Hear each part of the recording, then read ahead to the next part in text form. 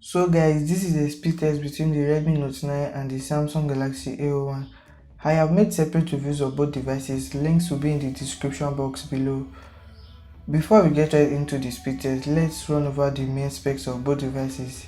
The Redmi Note 9 comes with a 6.53-inch 1080p LCD display with 3 or 4 gigs of RAM and 64 or 128GB of internal storage with Android 10 and 48 megapixel quad camera setup, also powered by a MTK Helio G85 and a 5020mAh battery.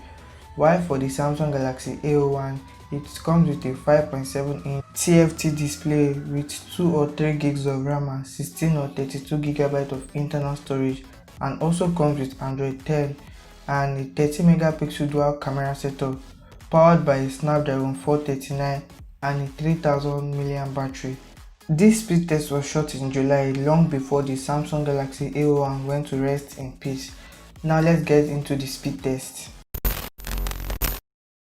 Before we get into the speed test, if you are new here and you enjoy my content, kindly hit on the subscribe button below and turn on post notification to get notified when I drop a new video.